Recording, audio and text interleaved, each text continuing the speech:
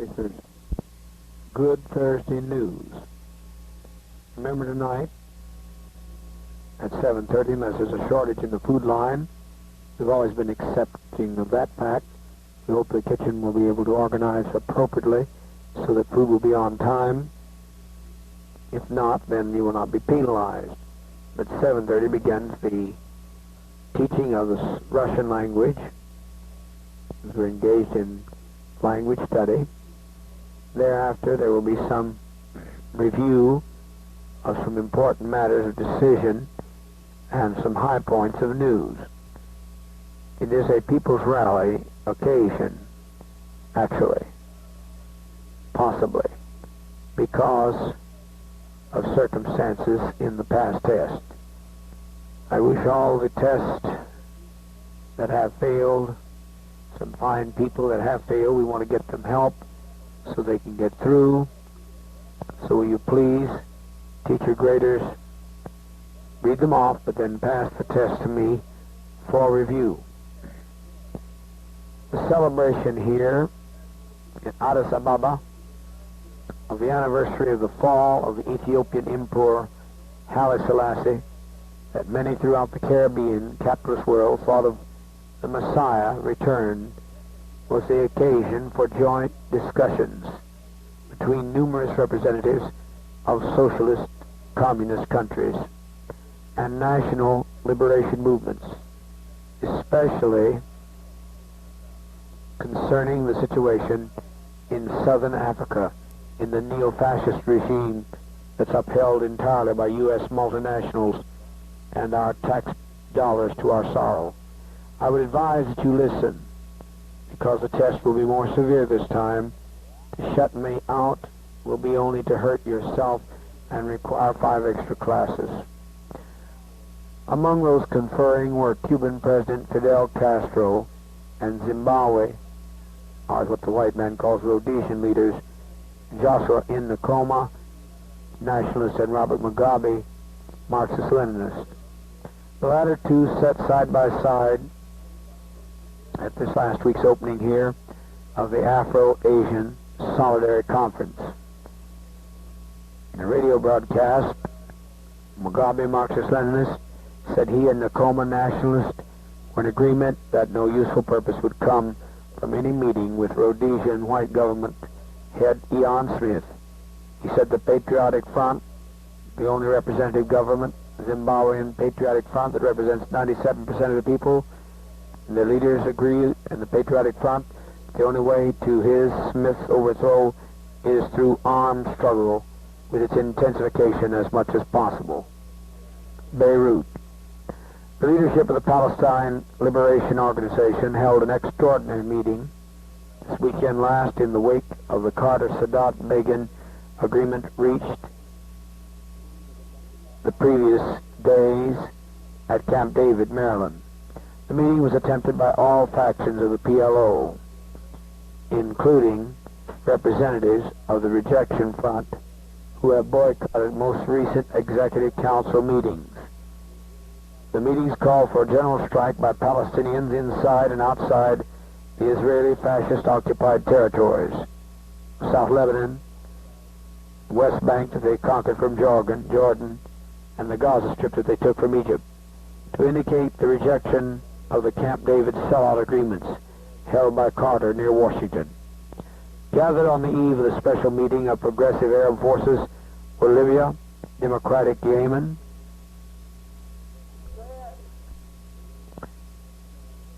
Syria, Algeria, and scheduled for a following day in Damascus, Syria, Palestinian Liberation Organization, Palestinian Liberation Front, and the Steadfastness Front Conference will bear great responsibility and faces its decisive test in the eyes of the Palestinian masses. As you are probably now aware, Saudi Arabia, one of the richest nations in the world, richest only second to the Soviet Union, and then follows the Shah. So it will be notable that the United States has lost much in this sellout to Zionist forces. Seems the presence of so many Jewish people who have been deceived by Zionism has caused the United States foreign policy to take a turn to madness, much to our sorrow. Washington, saying the Camp David Conference had sold the Palestinians completely down the river. Senator James Aborzek, Abourezek, Democrat, South Dakota, said yesterday in a speech on the floor of the Senate, the dreaded hour has finally arrived. The separate peace treaty between Egypt and Israel, which President Sadat swore would not come from him, and for which Israel has hoped for so long a time, has come. Now with the inclusion of Carter, said Senator Aborzek, a brave, most brave senator probably left in the United States. He's gone under much reprisals too, smears in the press and intimidation by government agencies such as IRS. He said now with the inclusion of Carter, what was reprehensible last year has become a great victory. The continued denial of self-determination for the Palestinians is given a sheen and a gloss designed to cover what it really is, an Israeli fascist occupation under a different name, said Senator Aborzek. Bravo to such courage. The nationwide dock workers, Sydney, Australia. The dock workers' strike in Australia went into its third day. Losses from the strike are estimated at over 20 million. As it has begun again, the strike began when 55 maintenance workers at the container terminals in Melbourne of Sea-Train, the U.S. firm, went on strike for higher wages. USA monopoly capitalism, as you know, controls 66% of the wealth, most of the wealth of all the capitalist nations. Nearly all of Canada belongs to U.S. multinational neo-fascist corporations backed up by the military-industrial complex of USA, of finance monopoly capitalism, and the might of the garrison state of USA imperialism and its military-industrial complex. In retaliation, management laid off 2,600 dock workers with permission of the conservative government of Premier Malcolm Fraser. Dock workers then went on nationwide strike, joined by oil refinery workers. Nairobi. 17 officers of the Somali army have been shot before firing squads because of the opposition to the policy of dictator Mohammed Siad, S-I-A-D, Bare, B-A-R-R-E. It was announced yesterday over Somali radio, Mogadishu, M-O-G-A-D-I-S-H-U, without trial. That is Somalia, backed by U.S. capitalism and the erroneous and completely stupid foreign policy of mainland China. 30 other officers received prison sentences of a maximum, they must serve minimal rather, of 20 to 30 years at hard labor. Lisbon, an estimated 600,000 Portuguese gathered yesterday for 3 days of the annual festival of the Communist Party newspaper Avante, A-V-A-N-T-E. The paper called it the most beautiful and fraternal, most varied and largest festival ever held in Portugal. As you know, Portugal has been bending severely due to IMF, International Monetary Fund, pressure. The event featured cultural activities on 4 separate stages involving 410 artists, 170 from other countries, including Bassett Charlie Hayden of the United States. In a speech before a rally of 250,000, PCP General Secretary Alvaro Cunhal, speaking on the eve of the fall of the government of Socialist leader Mario Soares, brave socialist that he was, once again appealed to socialists to form an alliance with the communists and all other elements of the left to restore socialism to Portugal. Paris.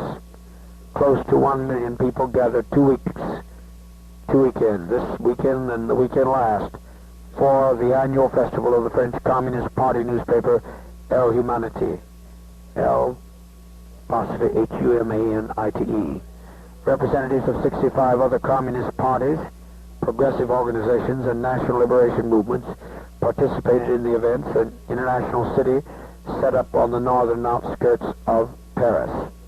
During the course of the feat de El Humanité, 8,047 people joined the Communist Party and 7,473 signed up with the Young Communist League, as communism is definitely on the upsurge throughout the European nations. The paper got 7,103 new subscriptions, the French Communist Party newspaper, that is, El Humanité. Paris again. Tens of thousands of demonstrators fill the streets here under the banner, "Halt the Massacres in Iran. Solidarity with the Iranian people." The demonstration represented the unity of an action of left and progressive forces in France. Some 16 mass organizations and parties issuing the call, including the French Communist, Socialist, and Left Radical parties. All three major trade union organizations and youth organizations.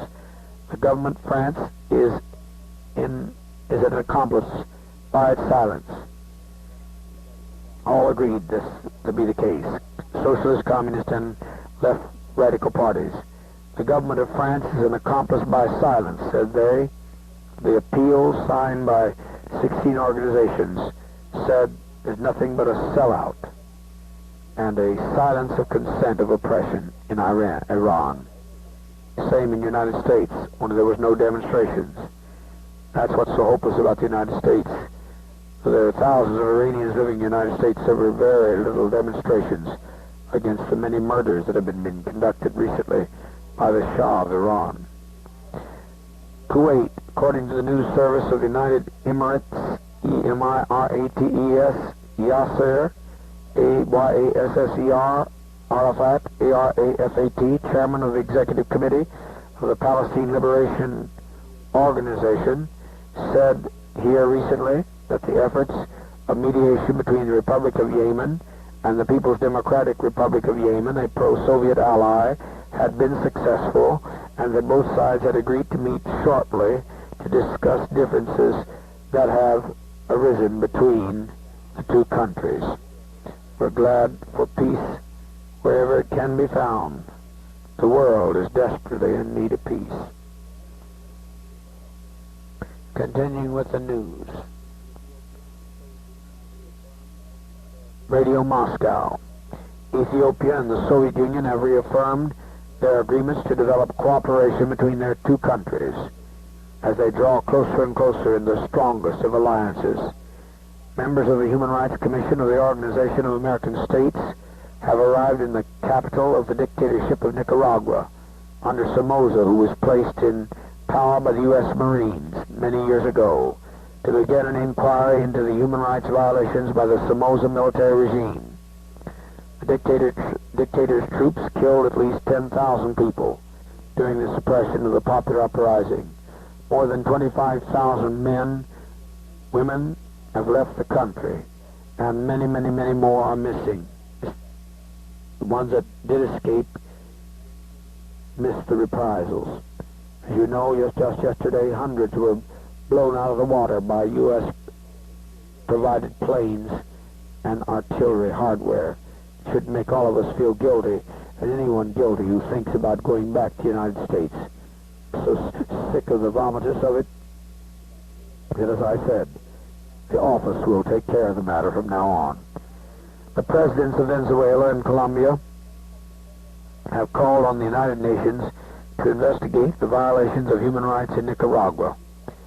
Vietnam declared another protest against China's violation of her borders by Chinese servicemen and ships. A spokesman for Vietnam's foreign minister handed over a note to the Chinese embassy in Hanoi. The note listed all cases in violation since the beginning of last month. A similar protest was filed on September 15. It pointed out that Chinese servicemen had repeatedly crossed over into the Vietnamese reunified socialist territory, which is an ally of the Soviet Union, and fired at Vietnamese vessels destroying fishing tackle. The countries of the Council of Mutual Economic Assistance will help Vietnam to continue building the project on which China declined technical assistance. The decision is being adopted by the Council's executives and their communique. It says that Vietnam will also be assisted in completing the restoration of the railway between Hanoi and Ho Chi Minh City, which was formerly Saigon under the imperialist control of USA. At Ethiopia's request, the session worked out the guidelines for cooperation of West African countries. It also discussed ways of helping Angola in its agricultural development. Since October of last year, the number of factory and other workers in the Soviet Union has increased by 2,300,000 and now exceeds 107 million. There is no unemployment in the Soviet Union. The Soviet Constitution guarantees everyone a job. These figures of employment have been released in Moscow in connection with the first anniversary of the new Soviet Constitution, which we all must be listening to, as Jerry will be reading to us this day. This coming Saturday will be the celebration of the first anniversary of the new Soviet Constitution. We should write up a petition here and send it into the embassy showing our deep and abiding loyalty to the USSR for being the avant-garde of liberation all throughout Africa and the world. The Constitution guarantees each person the right to work. There will be an economic plan drawn up to ensure production prosperity with the new workforce. Doctors at the Moscow Surgery Center have restored, after several hours of being separated, the hand of a patient who lost 4 fingers in an accident. The operation lasted 12 hours. The surgical teams changing every 2 hours. This enabled the surgical team to better concentrate on complex jobs of suturing the tiniest blood vessels and nerves. There have been 5 cases of Moscow surgeons now restoring hands in recent months. Microsurgery of vessels is now repeatedly developing branch, a completely new branch of medicine. Only in the Soviet Union does it take place. The centers in Moscow, Leningrad, and Kiev in the Soviet Union. Similar centers are being opened in other cities. All medical care, including surgery of any advanced nature, even cosmetic surgery, is free to all in the Soviet Union. Would anyone want that kind of assurance? Would not anyone give their life to see their children and their loved ones live under that kind of security? The Soviet Union has launched a space cargo ship which will take food, equipment, and fuel to the cosmonauts who have been working aboard the satellite space station for 112 days. Leonid Brezhnev has stated that a good harvest has been won in many parts of the Soviet Union. SWAPO, Southwest African People's Organization, will step up the armed struggle according to Marxist-Leninist doctrine for the true independence of Namibia, having discounted the United Nations resolution, as did Czechoslovakia and USSR voting against it, because it did not grant them the independence that any people with pride would require. The new South African Prime Minister has declared that his country refuses to carry through the United Nations plan for Namibia and intends to hold elections in December under South Africa's control. Radio Moscow's observers said in comment the refusal to go by the settlement plans proposed by the United Nations Security Council showed that the South African ruling circles, fascist circles upheld by U.S. imperialism, want to preserve their rule in Namibia with the help of strength of USA capitalists. The last few months have made it obvious that Southwest African People's Organization, SWAPO, will win if general free elections are held in Namibia. In its persistent struggle for Namibia's genuine independence, SWAPO has won itself a high repute in the country. It has left other puppet parties backed by South Africa with no chance for a political future. It is common knowledge that the Western powers largely depend upon South Africa for imports of strategically important minerals, and thus USA is willing to turn its head and not speak at all of human rights in the hypocrisy of Carter, because they need the minerals of the Union of South Africa that is brought by the sweat of black slaves and Indian slaves from that regime, apartheid regime, which means it's just as it sounds, apartness. With its dubious statements, the new South African administration would like to bring pressure on the imperialist Western powers headed by USA and forced them into maneuvers aimed at setting up a puppet state in Namibia. The racists have already done something in this direction. The intentions of Western foreign ministers to pay a visit to Pretoria, the capital of the fascist regime of Union of South Africa, once again, following the new Prime Minister's statement, is a case in point. Events in Namibia and around it indicate that the time is right for taking the most decisive action against the South African racist. That was exactly the point made by the Foreign Minister of Cameroon, C-A-M-E-R-O-O-N, I think. The point made by the Foreign Minister of the Cameroon at the current session of the United Nations General Assembly. He stressed his statement that the United Nations Security Council must apply Article 7 of the United Nations Charter to South Africa, limiting the introductions of compulsory international factions. The Soviet Union's stand on the Namibian issue is consistent and clear-cut. The Soviet Union insists on South Africa's immediate withdrawal from Namibia. It fully backs the demands put forward by SWAPO, Southwest African People's Organization. The organization presses for the withdrawal of all the occupation forces from Namibian territory, Union of South Africa backed by U.S. imperialism, liberation of all political prisoners, and the holding of free elections under United Nations supervision without U.S. intervention. When the conditions are met, the road will be clear to general solution of the Namibian problem. The Mongolian capital was the site of the regular meeting of the Council of Mutual Economic Assistance.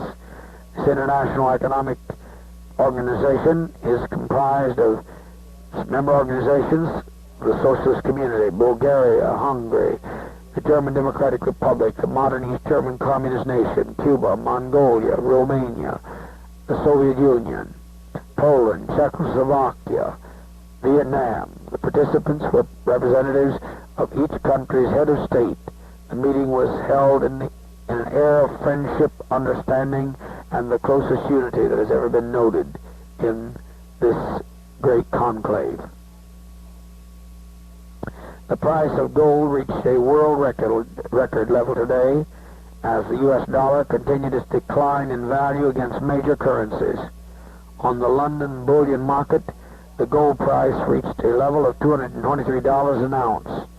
On the foreign exchange market, the dollar fell to new lower points against the German mark, the Dutch Skelder, and the Belgian franc. The West German bank intervened to support the dollar. Heavy artillery batteries have been continuing in Beirut, once the most beautiful capital outside of any capital in the world, with exchange of fire in many parts of the city due to the fact of Israeli-backed Zionist aggressors' Christian militia. The Christian fascist militiamen are encircling in East Beirut, and Syrian troops who are pro-Soviet, the Arab peacekeeping forces, are surrounded in other areas. Both sides seem determined to fight it out. The shelling continues in the already badly damaged area, and the people are without water and power. It is a frightful sight to see this once most modern and beautiful city of the world just simply brought into ruins. The funeral of Pope John Paul has taken place in St. Peter's Square in Rome. 100,000 people were in attendance. The usual mourning was not noted. He was only 24 days, the representative of Christ on earth. Seems that God is having difficulty keeping his popes alive these days. President Sadat, our dictator Sadat of Egypt, has appointed a new commander-in-chief of the armed forces and minister of defense. The general was formerly in charge of the government's intelligence department. Ethiopia has issued a warning to the new Somalian act of aggression towards it. And the USSR and Cuba has backed that warning also. There are reports that Ethiopia intends to attack Somalia, although the Ethiopian government has clearly refuted these allegations. Mexico and Panama have condemned the crimes of the Somoza regime, and USA for backing that regime since the invasion by the Marines that put Somoza in power. U.S. Marines put him in power in Nicaragua. The Mexican foreign minister, addressing the United Nations General Assembly, accused dictator Somoza of pursuing a policy of absolute genocide of his own people. Panama's foreign minister called on the United Nations to seek the necessary steps to put an end to the killings in Nicaragua. Said if it's not stopped, he will kill his entire population to remain in power over nothing but rubble. He said the situation in that country jeopardized peace in Latin America. He pointed out that this government has information that reactionary circles in the United States and elsewhere on the continent are preparing a new conflict between Honduras and Salvador so as to divert attention from the events in Nicaragua. Panama has been taking an increasingly brave stand against imperialism, Washington style. The Washington Post Foreign Edition has said that the CIA and FBI and other U.S. secret services are conducting a total surveillance of America. Special police divisions were set up to increase surveillance. The main task of these divisions is to keep tabs on progressive-minded people. Their work is primarily aimed against anti-war and civil rights organizations and minority groups who are calling for an end to racial discrimination. Complete electronic surveillance has been brought about. Needless to say, this does not even begin to tell the kind of recriminations, persecutions, and harassment that is done to people like ourselves who call themselves what they are openly, socialist, Marxist, Leninist.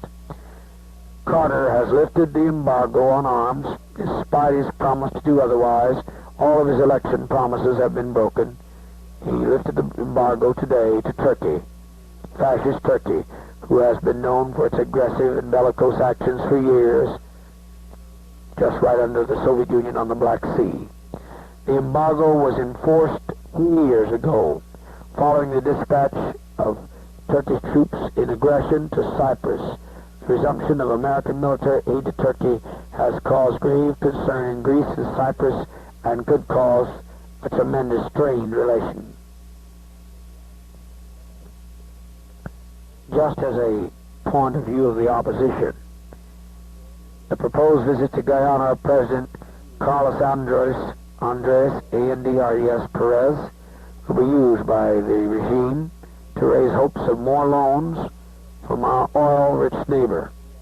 This is the consensus of a number of knowledgeable persons who have been watching the antics of our bankrupt regime. Friendly, however, a source say, very versed in Venezuelan constitutional and political norms, have declared that the proposed visit will merely be friendly. Indeed, it will only improve relations with that country. The reason for this is that Senor Perez, P-E-R-E-Z, President of Venezuela, is very much on the way out from the presidency. Elections take place within a few weeks, and Perez can take no initiative regarding economic aid or border negotiations. We are in a border dispute, as you know, that must be resolved by 1980. Loan. However, it was during Perez's administration that Venezuela made a loan in 1974 to the Republic of Guyana during severe financial stress. The regime has been hoping that now that the country is further in the slough of debts, Venezuela would have helped again. But like Trinidad and Tobago, which had at the time made a loan, has been no response to feelers. It is believed that the reason for this non-response is the inability of Guyana to repay as was agreed upon. Observers believe that it was certainly a wonderful greeting and gesture to Guyana to have received a loan from Perez, whose party Action Democratic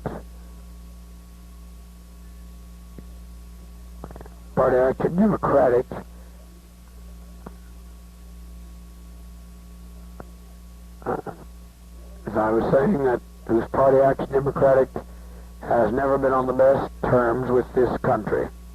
Our beloved Guyana, under our party, the Vanguard, PNC, the People's National Congress, and our Prime Minister Forbes Burnham. Uprising. It was Action Democratic with Leon, L-E-O-N-E, as president, that aided those who brought about the Rupununi uprising. It was also an Action Democratic government which proclaimed a decree regarding Guyana's rights to certain maritime limits. As for the protocol of the Port of Spain, it has never been ratified by the Venezuelan Congress. due mainly to opposition from members of Acción Democratic. It was COPEI, C-O-P-E-I, administration of Rafael Calderia, C-A-L-D-E-R-I-A, which worked out the Port of Spain Accord.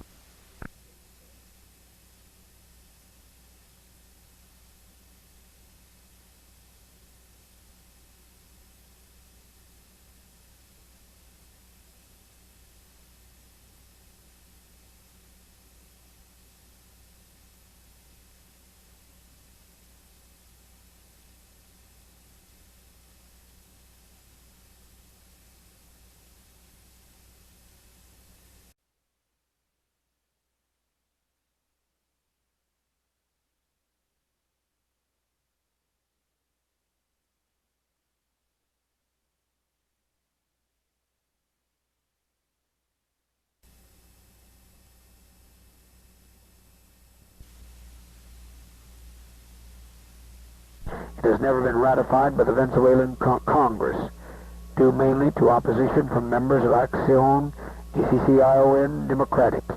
It was COPEI, C-O-P-E-I, administration of Rafael Calderia, C-A-L-D-E-R-I-A, which worked out the Port of Spain Accord. Definite. However, there is information that on a visit to Venezuela, Burnham was offered some $900 million to arrive at a definite way of settlement of the border dispute. The Burnham administration agreed, but took no action on the proposal. It is believed that if the visit materializes, President Perez of Venezuela, our neighbor just 10 miles east, may merely make statements about non-alignment, the need for mutual assistance among them, and a new international economic order. Indeed, it is to be said with some commendation, I would think, to our beloved Prime Minister Burnham, that he did not sell out his country or a portion of the land for $900 million. He has stood steadfast on the demand for all of Guyana to remain as it is and not to give up any of the land to either Venezuela, Suriname, and there are no claims on it by Brazil. It's hard to say just exactly how it will go. There has been a new treaty signed of cooperation with Suriname, Venezuela, Brazil, Ecuador, and Peru. But nonetheless, I'm giving you an opposition point of view, the most vicious type of opposition point of view. Thus ends the comment of the news. I think that pretty well carries the essence of the news. I can't think of anything else that would be so much important to hear. There might be one thing that I would add. A book review.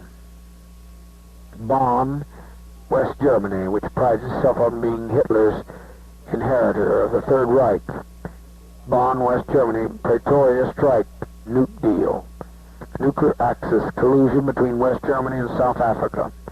By Zdenek, Z-D-E-N-E-K, Z-D-E-N-N, Z-D-E-N-E-K, and Barbara Rogers, Macmillan Publishing Company, 1978, 600 pages, $12.95. On the morning of September 24, 1975, Donald Sol, South Africa's ambassador, fascist South Africa's ambassador to West Germany, also a neo-fascist regime, made a chance discovery that deeply shocked him and his racist government. Some 9 cases of Sol's embassy files were missing, an entire carload. Among them were cables, letters, and dispatches detailing a secret agreement providing for the sale of West German nuclear technology to the Pretoria fascist regime, which is upheld only by U.S. tax dollars that you and I help pay to put blood on our hands, and the multinationals continue to pay, as well as our tax dollars, which would enable it to manufacture atomic bombs. These secret papers that were brought to light showed that West Germany was helping Union of South Africa in indirect way USA, because USA has much investment in the corporations of neo-fascist West Germany. Within hours, South African Prime Minister John Vorster and General Van den Berg, B-E-R-G-H, of Pretoria, the capital of fascist South Africa's Bureau of State Security learned of one of the most serious security breaches in South Africa's history. Just how serious became clear the following day when a brown envelope arrived in the mail at the embassy in Bonn, West Germany. In it was a glossy brochure entitled The Nuclear Conspiracy, published by the African National Congress, ANC. The African National Congress, by the way, has infiltrated all through the Union of South Africa and has successfully carried out many acts of sabotage against the fascist regime. There's not a city, no matter how comfortable or rich in white power, that has not been reached by the very power that's growing by leaps and bounds of the African National Congress, which has their central base in Angola. Published by the ANC, it contains reprints of the key documents exposing the secret and illegal deal between fascist West Germany and South Africa that's also fascist. In the nuclear axis, the fuller expose of the deal, the authors include no fewer than 42 pages of these top-secret letters and telex exchanges, which are a damning indictment of West Germany's breach of national and international agreements on the non-proliferation of nuclear know-how. Most damning of all is the exposure of Bonn's crucial role in helping South Africa produce nuclear weapons by the most sophisticated and cheapest techniques, at the same time evading the bans on West Germany's developing its own nuclear know-how. The authors do not fully explain how the documents fell into ANC hands, and believe me, they are brave and fighting and deeply entrenched people, the African National Congress, in Union of South Africa's fascist dictatorship, working hard for its deliverance. Their best guess is that it happened in April 1975 when the South African embassy was moved from Cologne, West Germany, to Bonn, neo-fascist West Germany. Bad Godesberg, Godesberg, due to temporary inadequate space at the new embassy, numerous crates were left in an unguarded depot. At the heart of the matter was a secret agreement signed in August 1973 between Steag, S-T-E-A-G, Steinkohlen, S-T-E-I-N-K-O-H-L-E-N, Elektrizat, L-E-K-T-R-I-Z-I-T-A-T, but I won't spell it, A-K-T-I-O-N, T-E-C-E-L-L-S-C-H-A-F-T, of Essen, E-S-S-E-N, which is a USA monopoly corporation, which held the monopoly on the jet nozzle uranium enrichment process needed to make bomb-grade uranium, and UCOR, UCOR, Uranium Enrichment Corporation of Pelindaba, South Africa. Steag and UCOR rights to manufacture the jet nozzle system. This was a climax to years of secret negotiations and top-level visits between the neo-fascist Bonn government of West Germany and Pretoria, the Union of South Africa fascist regime, and Essen and Pelindaba. The jet nozzle agreement was actually signed behind the back of the West German government, but received Bonn's unofficial blessing 2 months later. Just like USA, the government's hardly controlled anything anymore. It's the garrison state, the military-industrial complex, the monopoly capitalists that control everything. The story of what happened, as revealed in the expropriated documents, is a classic example of how governments apply the blind eye to violations of national and international obligations. Appeared dead and buried, supporting the illegal Steag UCOR, S-T-A-G-U-C-O-R deal, were 10 members of Chancellor Willy Brandt's B-R-A-N-D-T-S government, including President Chancellor Helmut Schmidt, President Foreign Minister Hans Dietrich Genscher, G-E-N-S-C-H-E-R, and 8 other cabinet ministers. Opposing it were Dr. Gerhard Epler, E-P-P-L-E-R, Minister for Developing Aid, and Werner Mayhofer, M-A-I-H-O-F-E-R, Minister without portfolio.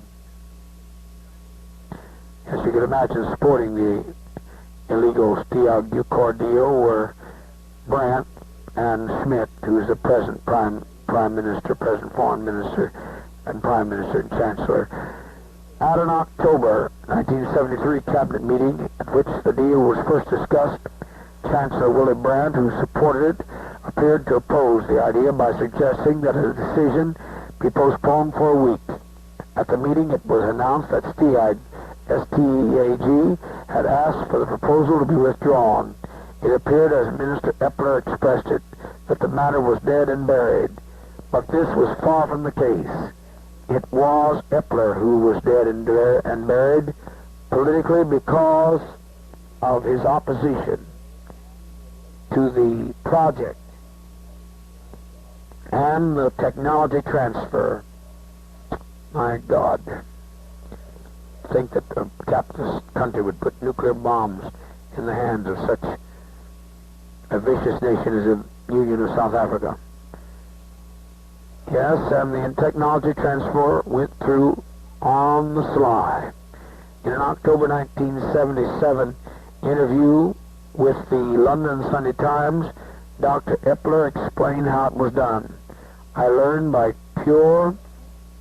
He said he learned by pure chance that the whole affair had not ended at all, but had been kept going despite the absence of governmental sanction.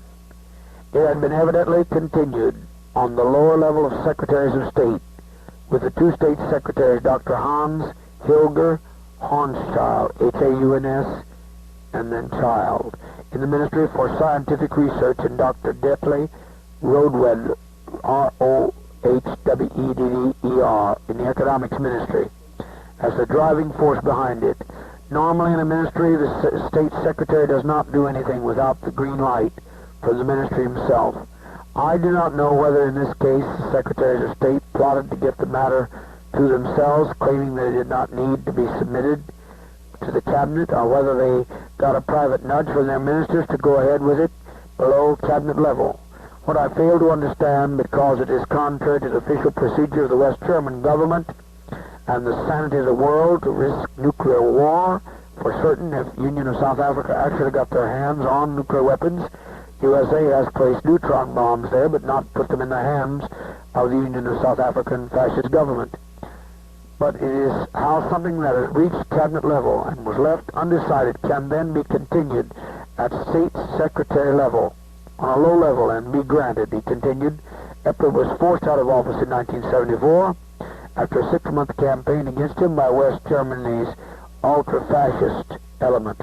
The end result was that South Africa, fascist nation as it is, acquired the jet nozzle separation process and built a plant with West German technological and financial help.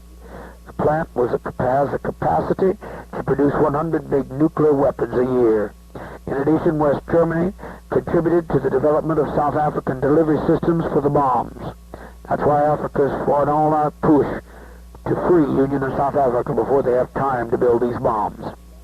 That's why all freedom-loving, peace-loving people must stand up for the liberation of South Africa by armed struggle, by any means necessary, before they get 100 big nuclear weapons, because it would be trouble for Africa, another continent destroyed. The Nuclear Axis also describes in detail how the enrichment process was passed on to Brazil, Israel, and Iran. The impeccably documented book exposes a monstrous conspiracy against peace in general and the African people in particular, and the odious role of neo-fascist West Germany, USA's NATO ally, social democratic government, to ensure the survival of the universally despised racist regime, fascist regime of South Africa.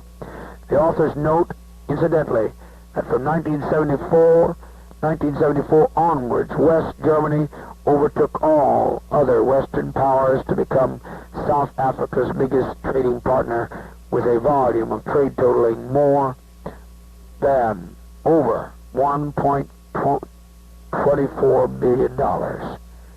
That's 1,000 million and another 24 billion. That's how big the amount of money you're talking about going from USA multinationals and their lackeys to the fascist regime of South Africa. Remember, there are more work observers today. They've been added just today. We'll be taking close sight for the next People's Rally in every department. There are a considerable number of new observers. Keep that in mind.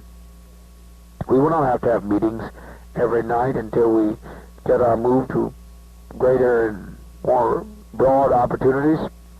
You certainly won't have to worry about crowding there, the kind of things that they're talking about giving us, the acreage extended to us. You have all the room in the world for yourself, for hunting, for education, for free medicine, and whatever. It's a glorious and great challenge. So let us work hard. That was one request they made, that we study the Constitution well, the language, and to work hard, work very hard here, extra hours, to build this project to the very, very best we can. Please put in the suggestion box any way you have of making money or saving money. I do love you very, very much.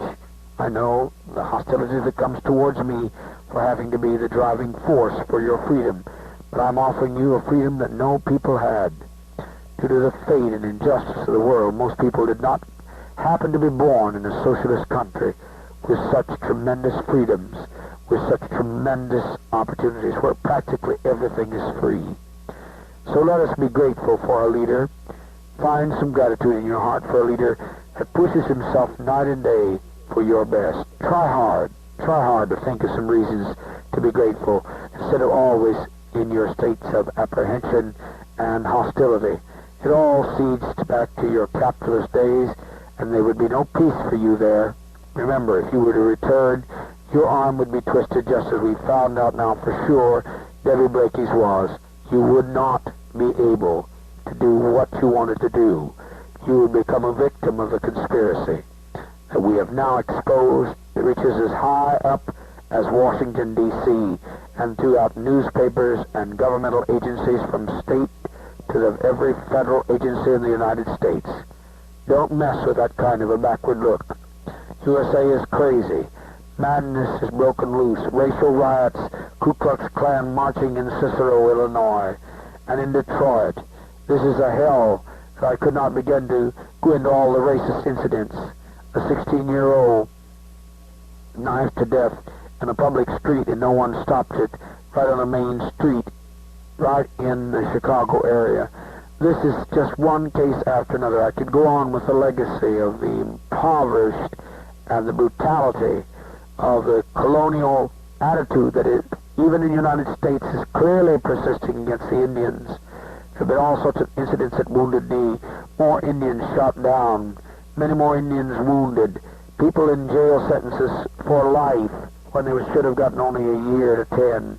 You don't realize you have no sense at all when you think about going back to Babylon. Much love. I wish you could know my love. Somehow I wish I could communicate my love to you, but time will show you. Perhaps it'll be too late, but time will show you. Thank you. Please find ways of sharing the blackboard. I've got a lot of education to do. I'm sure you want to leave all the alternative or the option open of the promise. We've had a number of places offered to us. We want to keep every option open. I'm sorry to have to require more learning than usual, but it is required that when Jerry Bailey gets on that you listen to the Constitution, that you pick up on the news, and that you'll be sure that you are aware of the Vanguard of Liberation's orientation, what it's doing in the world for liberation of our visiting guests, those of our visiting guests, their country. It's important that you know, because all black people have a debt to that, as our beloved Guyana has been strong to stand behind the liberation of Angola. Even when they were threatened by Kissinger, our Prime Minister stood bravely and said he would rather die on his feet than beg on his knees. We have much to do. Nothing will be done without the decision of the entire community, but one thing is absolutely sure. We have to work this project as never before. I'm not slept for several days and nights. Will you please cooperate? There are more observers today, and believe me, there will be names taken, plenty of them, because we have increased our observer staff by at least double. And it won't be somebody just walking in that you think you know. It'll be someone you don't know. So please take cognizance of your work. I don't want to hear any more snide remarks about us having to do things and being put under pressure, under heavy structure, and being treated something like automatons. I don't want any more of these snide remarks. You can't afford it. I can understand it, but I have to be a source of responsibility and leadership. And you can say anything you want to in the suggestion box to me. What I particularly need is ways of making money and saving money. You can say anything, but you must not make any cracks in front of other people that reflects on the office, because they will be dealt with summarily. Please remember that. Attention, attention. I'm asking for the closest scrutiny of my food. By Joyce, touche, she may be too busy. I delegate it to Rose Shelton, or Eva Pugh, Mary Cheddar, it doesn't matter. Any one of those individuals who can watch it from beginning to end. I was attempted to be poisoned last evening. I am accustomed to hostility, but I am also the benefactor of 1,200 people here, and I will not sit back and allow this kind of thing. A great deal of sickness came from it. It was clearly poisoned food, and it caused another one of the nurses to get sick also. But I had the good feeling to stop taking it, and got very sick as it was. So I am demanding that my food be watched under the closest of scrutiny. I will eat nothing except that which I can peel in oranges and bananas, and then I will pick them myself. And I am very serious about this. I've gone through this nonsense of my hair-on dolls, and I am working against that. The person already is feeling the results of that. You'll feel the results of your attempt to yield to such credulity. It has no place in Marxist-Leninism. So mark my word, for the sake of the children and the seniors, you will not succeed in poisoning me. I thank you. Dad. Keep the closest of inventory.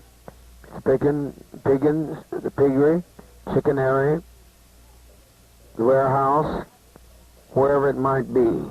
Insecticides, the bond, the clinic. Watch any kind of medications. Keep your eyes on your medications at all times until they're locked. I demand that for the sake of the welfare of this people. There's no one that has such love for the people as I. It would give so much. But that is always the case. Someone will try to kill the thing that loves them because they don't want to love in return. So keep the closest guard and inventory. I urge you now, and administrators will follow through with it, to keep the closest count on. This was sprinkled all through my food. And I am deplored by it, and I shall find it. And I shall take the pictures out one by one, and I'm going to begin the process that I told you about. And I'll have an end to this. You better quit trying to poison me, because I will be here to see you die. By normal means, you'll just die. Death's process will take over, and it'll be you that will be put 6 foot under by your own thoughts, minds, and attitudes by touching the anointed. So keep it in your mind, in your heart. Don't make me have to prove my point. I'm a loving liberator, but I'm also quite capable of protecting this family. Much love. Dad. On the undertaking. Attention, attention, attention. I want everyone to be aware of the fact that I want this situation brought to a head in reference to the food matter and the office. That must be brought to the head. I'm calling on the chief coordinator of the kitchen to resolve the problem.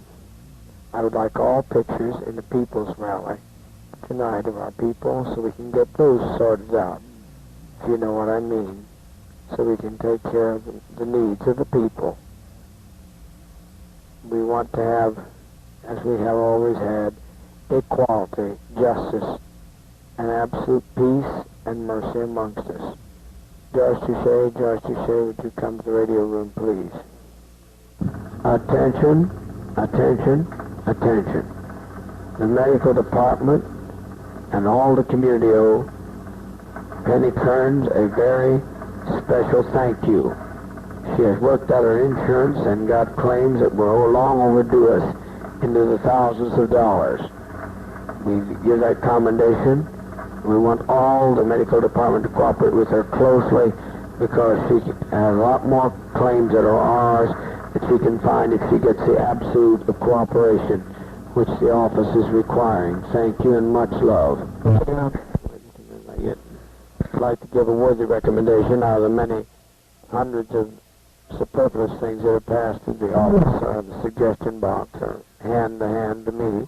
It would do much better to build two bins, one for rice and one for flour.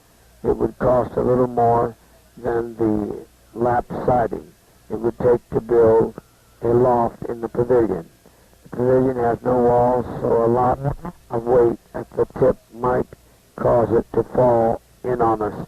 All I'm asking is, please, in the name of heaven, CAOs, get this taken care of. I cannot stand the rodent loss that we're going to have. Thank you very much. Much love. Thank you.